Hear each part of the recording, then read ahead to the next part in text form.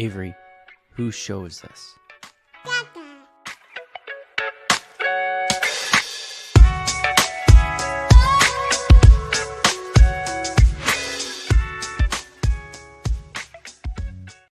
And we're live. Welcome, everybody, here to the Lakers Lounge Podcast. I'm Anthony Irwin, Senior Lakers Insider, as well as lead Lakers content creator for Offside. Joined on this, breaking news type of Thursday by you guys. I am going to be writing solo here. We're not going to be here too long. We're just going to kind of break down the madness as it happens. And also break down what the Lakers did earlier today as well. They traded Gabe Vincent and a second rounder to Atlanta for Luka Kennard. And then we'll look ahead to what is on the other side of the NBA trade deadline, be that short-term or long-term. So lots to get to. Obviously, a lot going on while we are live here. I have TweetDeck open over there. I have ESPN's deadline coverage over there. I have you guys right here. I just bit my tongue during lunch, so I'm talking a little funny.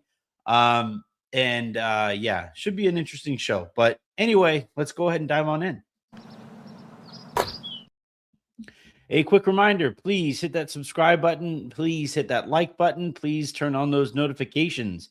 We still have plenty of news and stuff to sift through as we kind of make our way through the next 20 minutes or so, and then the next couple hours or so, and then the next few days or so, and then, the entire Giannis plan, which kind of took a big step today with Giannis sticking around. So we will go ahead and dive on in. The biggest story coming out of the deadline today was Giannis and the Bucks agreeing not to split at this deadline.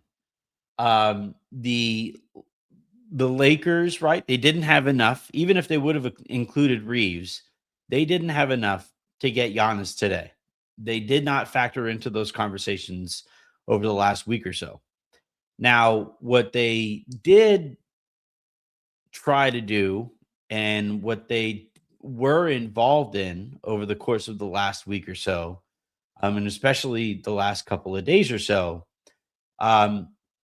they were involved in some potential facilitating roles, in if Giannis was to be moved, helping him go somewhere. There was a lot of that talk over the last, I would say, 48 hours or so. Obviously, teams moved on. There are certainly plenty of people you talk to around the league who don't think it was ever all that serious.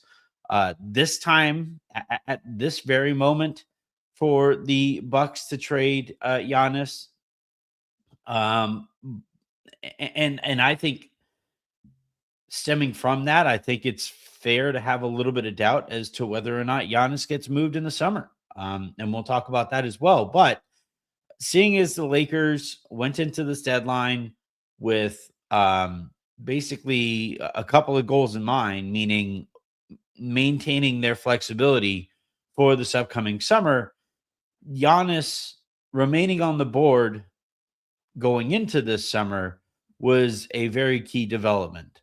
So just in terms of the Lakers' plans, and the part of them, or the parts of those plans that were outside the Lakers' control, things went in the Lakers' favor today.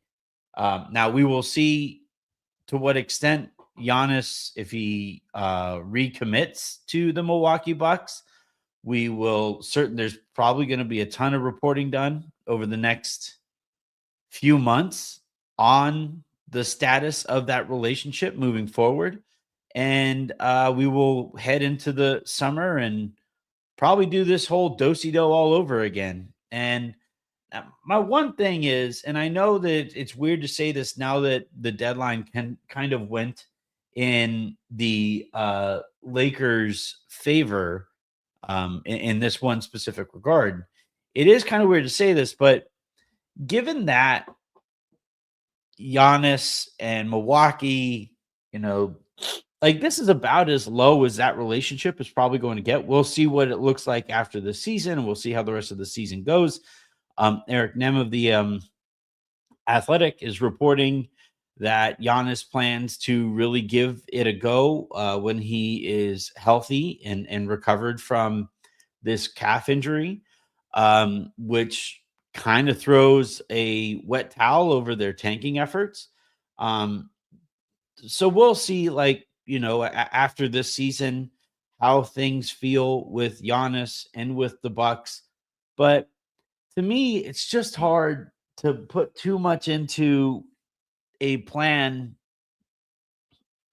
for a guy who is still seemingly so reluctant to be the bad guy and just tell Milwaukee, we've had our fun, right? We had a good run. Let's move on, all that stuff.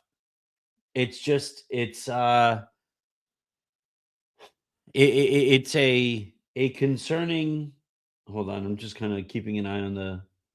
Okay, not saying anything, but it's kind of a concerning trend here with Giannis, and I keep going back to the poor Warrior fans, right? Whose organization has been basically held hostage by the chance that maybe, just maybe, Giannis tells the Bucks that he is done. I don't want to go through that. Not while you have Luka in his prime.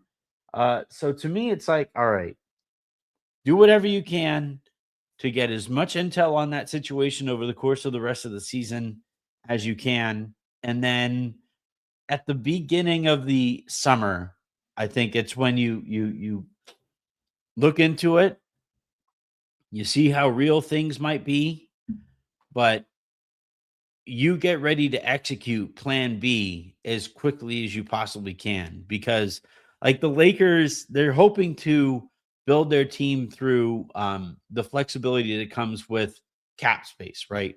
And by the way, that would mean that the um, second rounder that they sent with Gabe is basically for a Luke Kennard rental. There's some risk there. Luke Kennard's an incredible shooter, and he will really help the offense be more dynamic, and he'll help open up more space for Luka, Austin, and LeBron. He'll also get targeted a shit ton throughout his time with the Lakers. And I joked with Jovan and Pete. It's like I didn't think it was possible, but the Lakers just got less athletic and worse defensively, when the point was to do the opposite of those things. Now, the good news is they are going to be like the thing I've been saying that is a really bad thing to be in the NBA is smaller, slower, and still not able to shoot. Well, now the Lakers will be bigger, slower, and not able to shoot, and now like more able to shoot. So that'll help. Um, but yeah, I would say that the Lakers and their plan here of Giannis, I understand where it's coming from, and I understand Giannis is good enough to have these kinds of plans. But I also think you have to be ready to completely pivot as quickly as you possibly can, given the wishy-washy nature of Giannis and the Bucks. I compared them. Bucks fans are kind of angry on my mentions right now, but I compared Giannis and the Bucks to that one couple. We all know that couple, but that one couple that growing up, that they break up like 7 times over the course of their relationship. And look, sometimes they stay together and they mature, and they are happier for their commitment. Not saying that's impossible, but also you probably a little bit more frequently see that couple break up, get back together, break up, get back together, break up, get back together, stop hanging out with friends because everybody's sick of their shit, break up, get back together, break up, get back together, break up, and then stay broken up, and then are both a lot happier on the other side of that because they wind up in a relationship that isn't so toxic. So we will see what comes of this whole Giannis and Milwaukee situation. I am just very reluctant to, because as it stands, uh, the Lakers, were reluctant to take on money during the summer, and then they were again reluctant to take on money now, and they were reluctant to mess with draft assets in the summer, and they were reluctant to mess with draft assets now. And what that means is you arrive at you're heading into your second postseason with Luka Doncic in his prime, and twice now you're probably going to be heading into the postseason as a pretty sizable underdog to the field, right? I have the Lakers in that fourth or fifth range in the conference. You have OKC and Denver, I would have as tier one. I have Minnesota as tier two. I would then have like the Lakers and San Antonio as tier three. And I would be fine if you swapped the Lakers or San Antonio within that tier, and then everybody else from there on out. And you would like to at some point go into the postseason with Luka on your roster, and especially while he's playing with a still productive LeBron and a cheaper than he'll ever be from here on out, Austin Reeves. You would have liked to maximize this season to a greater extent than the Lakers have. I mean, technically speaking, there are 13 minutes left before the deadline, and then some deals sometimes are still kind of make their way. So sometimes you'll have like a deadline that extends to about um 12:10 or 12:15 on the Pacific Coast or on the West Coast. So we will kind of see what comes out of that time. But yeah, in terms of the thing that mattered most today, given the Lakers' plans heading in, Giannis staying does make their approach worth it for now. It does, however, mean that you better get them. And we've seen a lot of teams commit their cap space over the course of this trade deadline. We have seen like the Warriors traded Jonathan Kuminga.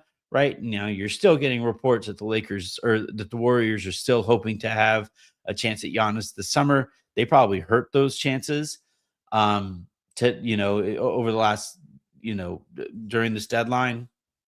You have Minnesota not really affecting their chances. It wouldn't appear at Giannis, so I think they will still be a player. The New York Knicks did not trade any of their wings, and It looks like they are going to head into this postseason, give that core another go, and then maybe in the upcoming offseason, if this season doesn't go the way that they're hoping, maybe they trade one of their wings, and Jan or Cat will have one fewer year on his contract and make him a little bit more movable that way. So the Knicks will become more of a player. One of OKC, Houston, or San Antonio, or only one of those teams can win the championship this year. So you might have a situation here where OKC looks around and says, well, let's just use a few of our picks and do just enough to top another offer for Giannis. Or San Antonio could do roughly the same thing. Plus, they have one of the more exciting young cores in the sport. They could get involved. Houston has Amen Thompson and Alperen Şengün and an assortment of picks that they could, get involved with as well. Either Şengün or Thompson would be the most exciting young player that any team would realistically be able to offer. So, yeah, I think, this was the Lakers' plan. Today went to plan. And now heading into the summer, it's a matter of executing that plan. All right. In terms of actual Lakers news, the only news that we got is that Gabe Vincent and a second round pick went to Atlanta for Luke Kennard. Kennard makes $500,000 fewer than Gabe does this year, which gives the Lakers a little bit more space under the first apron, and allows them to get involved with a buyout, with the buyout market a little bit sooner. They only have one open roster spot as it sounds, and we will see. Yeah, we will see. What kind of player the Lakers would target there. I haven't been overwhelmed by the buyout market. It's actually quite a bit quieter than I thought it would be. You have, I guess you have Haywood Highsmith, who is an intriguing wing, very good defender, is coming off of a pretty serious injury, though, hasn't played at all this year. Now, his agent is telling people that Highsmith should be able to play in the next week or so. So maybe that changes the interest level in him.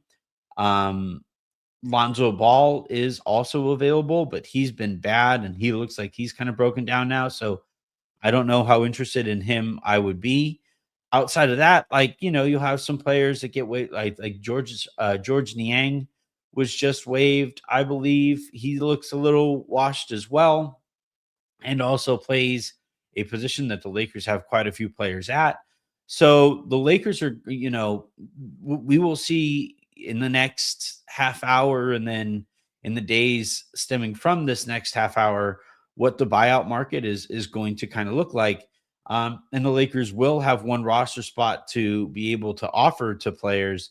They do, however, have Drew Timme, who they really like, as a likely conversion candidate, right? To be converted from his two-way deal to a proper NBA contract.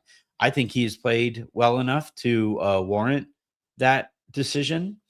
So we will see if they do. And if they do that and they still want to remain involved in the buyout market, they would then need to open another roster spot. I guess you could technically waive or buy out Maxi Kleba. I don't know if you would want to do that. He is Luka's probably best friend on the team. You could no, you picked up the the option, the fourth year, whatever option, excuse me, for Dalton Connect, and that makes waiving him a little trickier. We will see if we get a Dalton trade in the next 7 minutes. As I've been saying, Dalton and his people kind of approached the Lakers and said, "Hey, if you could find me another spot, that would be great." Didn't demand a trade, isn't anywhere near as dramatic as it was aggregated to be. But yeah, I think with, you know, 5 minutes or so, I guess technically 15 minutes or so, including the 10 minutes or so that trades can still come in after the bell. The Lakers are running out of time to open up that roster spot without just waiving somebody. And we know that Rob doesn't really like just waiving people. You could try to agree to a buyout with a player, but they don't have anybody on their team who would comfortably say, like, yeah, please buy me out. I know I'll have this offer from this other team or whatever that would actually save the Lakers very much money. So, but yeah, the Luka Gabe thing, we could cover the buyouts in a little bit, but the Luka Gabe move is an interesting one. So on one hand, Gabe was he was smaller, and I think that really um that really impacted his ceiling as a defender. But he also kind of knew where to be at all times, and I think there's some value in that defensively. Kennard he's the kind of white dude who gets picked on a lot. And does like Austin gets picked on a lot, but he can actually kind of stand up in some spots and defend pretty well. Luke Kennard is not quite that kind of defender, and when he gets picked on, he gets picked on. So the Lakers defense is not quite as good as it used to be, but their offense, look, Luke Kennard is an absolute laser sniper, Hawkeye, like whatever you want to whatever term or nickname you want to use here for good shooters. Kennard is that. He is one of the absolute best three-point shooters in the league. Let's see, NBA three-point percentage leaders. I think he's one. Yeah, I think he is number one. Player tracking. Nope, nope, nope, nope. Shooting. Here we go. Let's see if this is a thing. All right. So corner threes. Let's go. All right. The NBA.com site sucks. But yeah, Luke Kennard, I believe, is leading the league in three-point shooting, just in terms of percentage points this year. Doesn't get a ton of them up because he doesn't play a ton of a ton of minutes. But he does have a good quick release. He is a motion shooter, a movement shooter. That is something that JJ Redick's his game plan. This will tweak JJ Redick's game plan in those minutes. They will start to run. Remember the sets that they used to run for Dalton? Those are going to be run now for Kennard. And those possessions, like that gives LeBron a possession off. It gives Luka and Austin a possession off. And then very importantly, you put Kennard in the opposite corner when one of the main guys or two of the main guys are running a pick and roll on the strong side, and that low man defender or the guy guarding Kennard in that spot is going to have to make a real decision. And I would say Kennard is the first shooter since probably like Beasley that that defender is going to sit there and be like, I can't really help off here because I'm giving up 3 points over there versus 2 here. So, yeah, that is going to be really open things up, whether it's in a more stationary spot like that or in motion type things or as a floating shooter, a repositioning shooter. Like JJ Redick is going to find ways to maximize Kennard's shooting impact. Now we just have to, cross our fingers and hope that Kennard actually remembers how to shoot. 2 minutes to go here before the deadline. And Kawhi Leonard, according to Chris Haynes, is not being moved. That was something that I was kind of wondering about with a couple minutes to go. I was honestly wondering if Kawhi could be moved given the investigation that's going on. Um, and but no, that's interesting. So the Clippers, they can't like outright tank. For one thing, they've won too much recently, and it's kind of impacted their tanking efforts as they ever could have been. But then also, the Clippers don't have their own pick this year, so even if they wanted to tank, it'd be like, for what? So, they'll go in and they traded Ivica Zubac to the Indiana Pacers, and they obviously traded James Harden for Darius Garland. They got back Ben Mathurin in that Zubac trade. So your likely lineup is probably like Garland, Mathurin, Kawhi, maybe Derek Jones Jr. when he's healthy. And I guess Brooke Lopez would be their starting 5. I don't know. Be really curious to see what that looks like. You could go small and have John Collins as your 5 and just switch everything. That would be kind of an interesting identity but normally teams go to that like a little further into the game. But yeah, we have, all right, that's it. 2:00 my time, noon for most of your guys' time, and 3 p.m. Eastern means the deadline is up, and Dalton Connect is still a Laker for now. Maxi Kleba still a Laker. Lakers only have the one roster spot, so if they do open that spot up, it will be at their own cost. So we will see what their choices are going to be there. I'm not going to lie, I'm a little surprised and maybe even somewhat disappointed that they weren't able to open up um, another roster spot. The fact that nobody was like when I reported that the Lakers and Dalton's people had kind of come to an understanding that yeah, like please, if you could find us a place, um, there was a lot of optimism that like, yeah, somebody's going to take a swing on this guy. He's a former first round pick, had that really exciting early part of his career.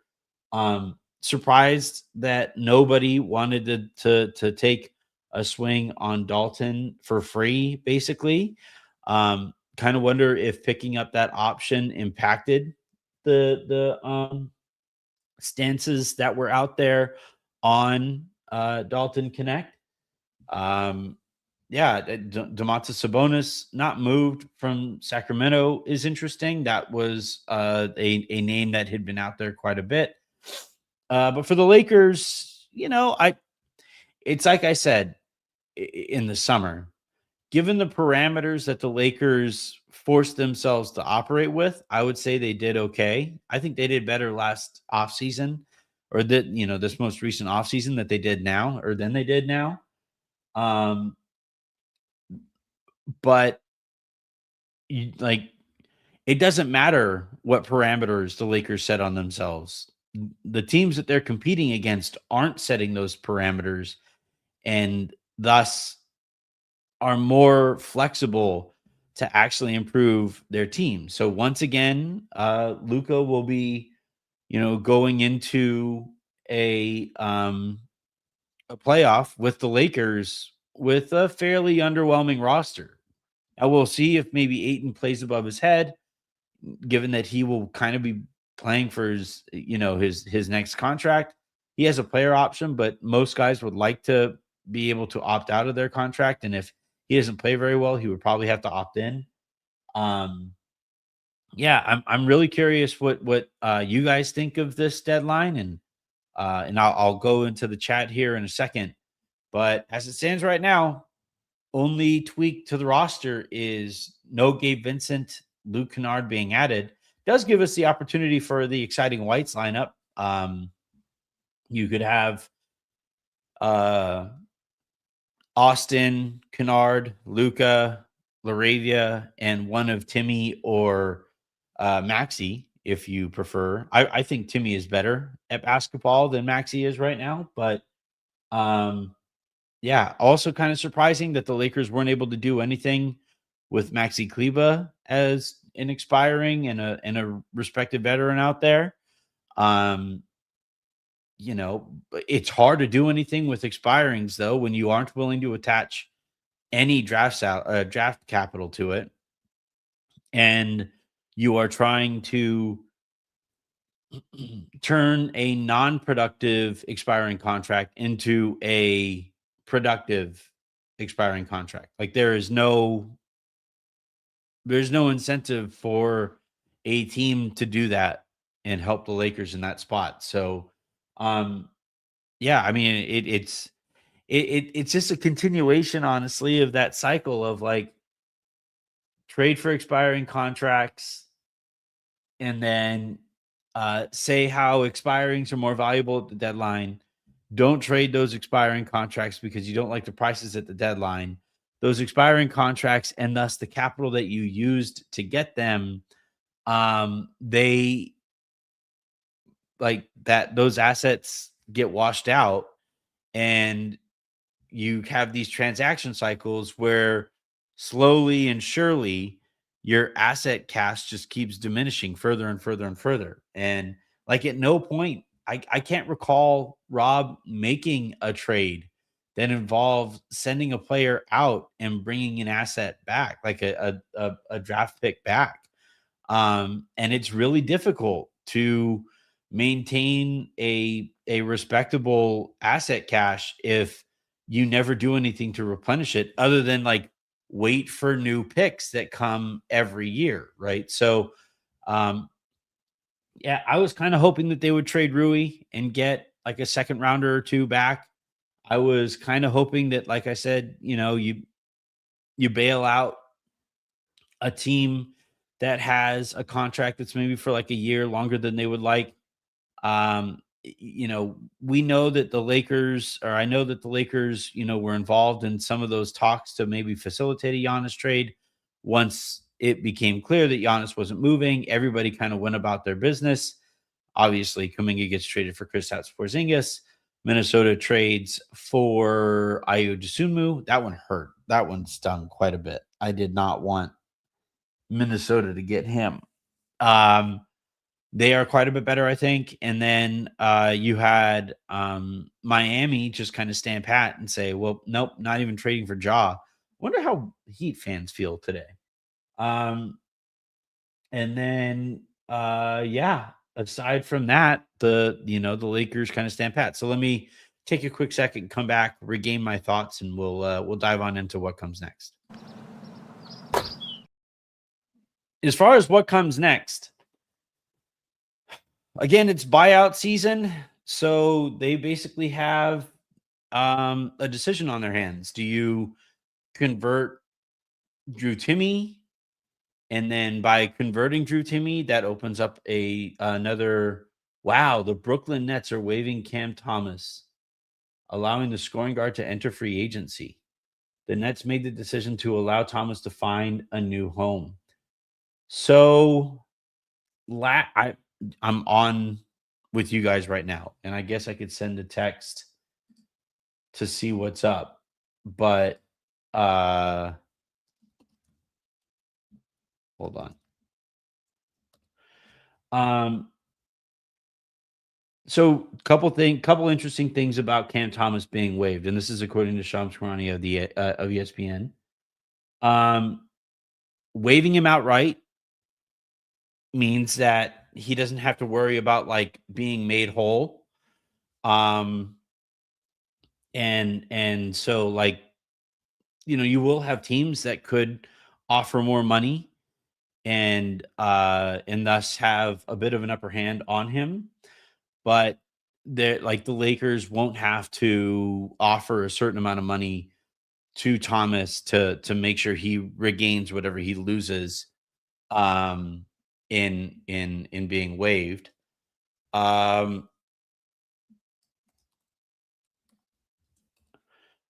I would predict in this spot, again, without having asked anybody, but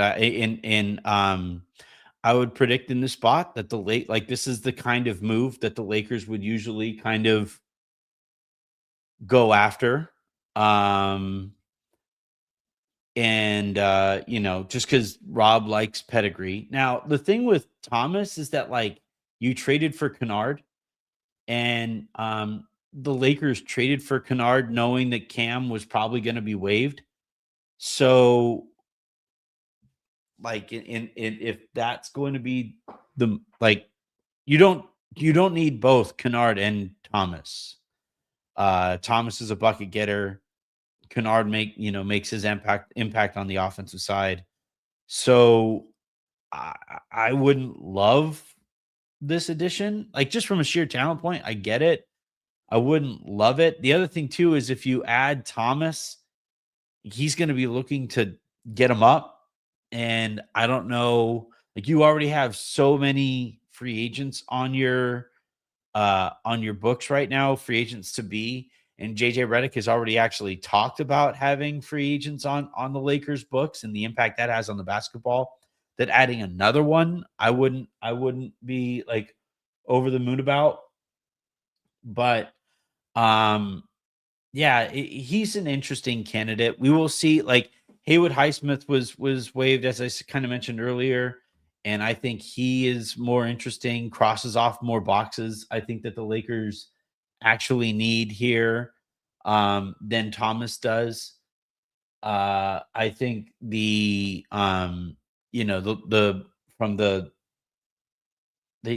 was the other? Oh, Ball. Yeah, I don't know. I really think that like of the names that are out there, just converting Drew Timme and having more of that center depth probably makes the most sense. We will see what other names kind of shake out over the next few hours or so, or maybe a guy decides right now, don't waive me quite yet. Let me see how the next couple of weeks go.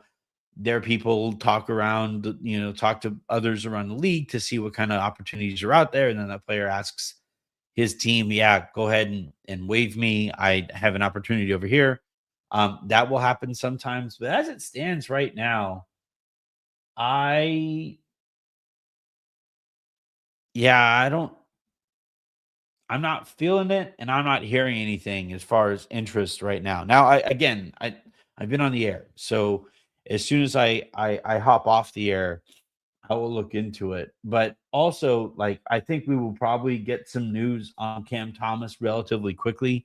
You don't ask to be waived without an option. He's going to want to go somewhere where he can just get him up. I would probably say Milwaukee makes some sense for him. Uh, Dallas needs guards, so I think Dallas is another opportunity there. You have, just off the top of my head, don't think the Clippers make much sense for him. In the East, maybe Miami needs like the shooting and spacing, but you already have Norm. So no, I don't know. Yeah, I don't know. I'm really curious what Cam Thomas's market's going to be, and given the contract that he passed up on last year, it is a tough look, a tough spot. Not a tough look, like bet on yourself, all that stuff, but probably should have just taken the contract that was being offered at the time.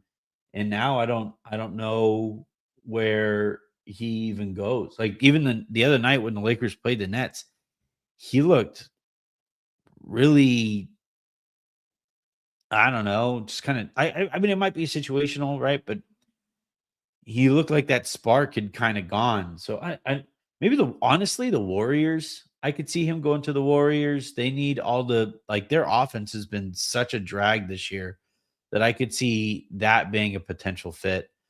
Um, but yeah, I don't know. Like, do you guys think he's a fit like with the Lakers? I don't think the Lakers need a bucket, right? Like, Eric Nunez, I prefer a flyer on Highsmith.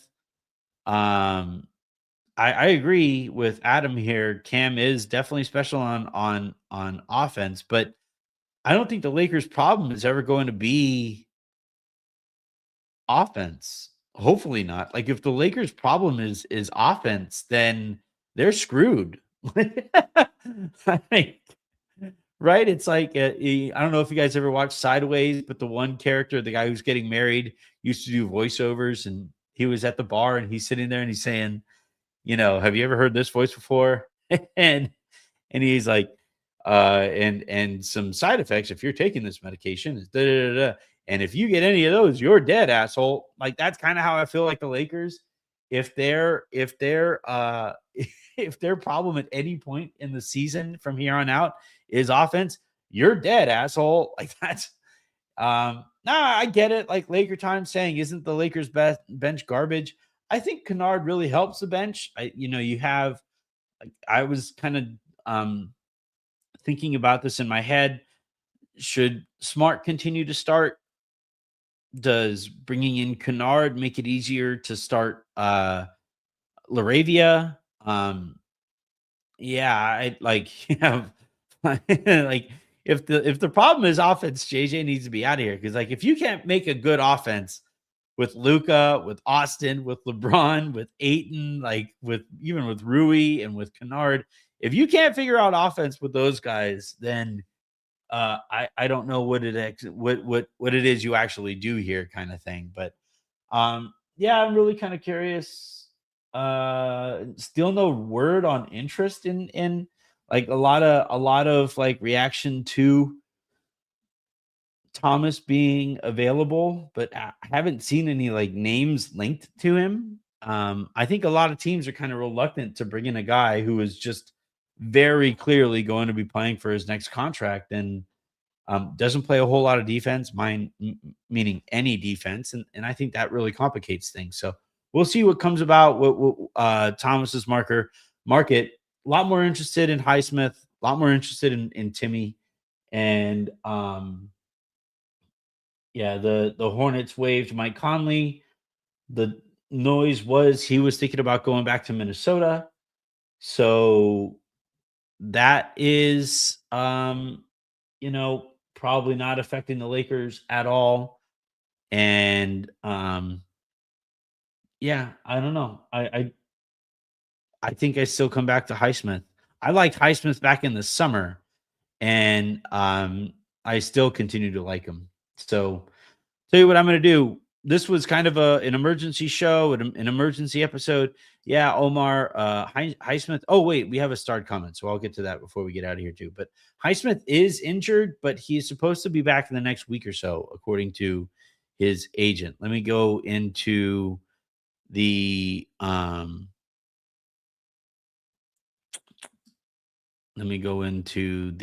here we go. Most important sound on the show. RoboCop asks, I don't know why we always expect Rob to make winning trades. He's always lost those. I mean, he just won the Luka trade. Like, I don't really like Rob all that much, but he did just do that last year. So he prefers cap space usage. Last offseason in 2020 is proof. What I will say is that, like, Rob is not very good at acquiring role players or understanding the value of role players. I think he thinks of basketball through the prism of a like super agent still. And when he was an agent, his big thing at the time was max players, and max players back when he was an agent scored buckets. And I think you can kind of draw the through line on how, he prioritizes things now as a result of that kind of stuff. But the concern is fair. Like, as far as, going into the summer, if the Lakers don't use their stuff on on like Giannis, then how will they use that stuff? Will they even use that stuff, or will they just try to fill that cap space with a couple of players here and there and kick the can once again? Now look, if you do enter the summer and you have, I've heard anywhere from $44 to $58 million in cap space.